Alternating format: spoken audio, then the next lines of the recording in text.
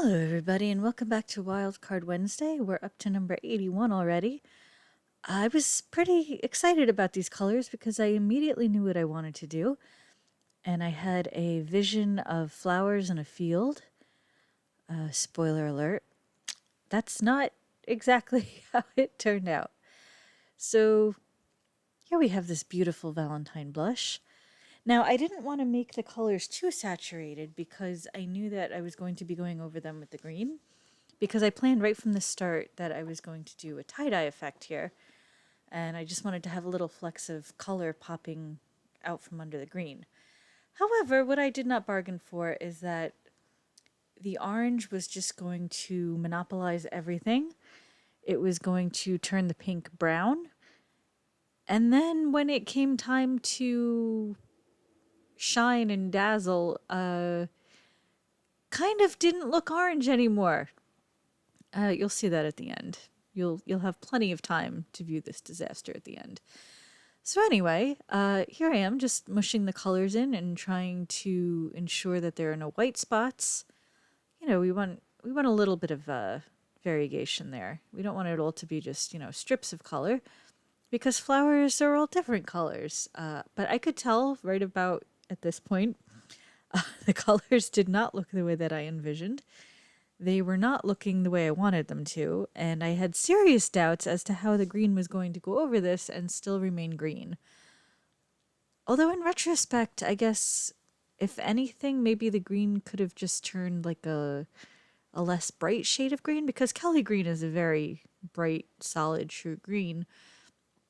But sometimes when you mix it with other colors, obviously, it turns a different shade of green or a brown or whatever. But I had intentionally kept the colors underneath light enough that the green would show through pretty well, that the green would cover it pretty well, rather. Uh, it was just, at this point, I was kind of reconsidering my life choices, and I don't know, it kind of looks like burnt toast at this point. It looks like I'm literally about to die over burnt toast. But it's really funny because, obviously colors dry differently and they look a lot different than when they're wet. You would not believe how it looks when it's dry. Like those burnt orangey brown bits, that did not come through at all. That did not show up at all. It However, I will say, Kelly green being very, very strong, it did come out a true Kelly green on top. So that tells me that maybe there's a little bit of wiggle room if I wanted to retry it. I don't, for the record. This is not going to be another Makeover Monday. But if I really wanted to, I could fool around and find out.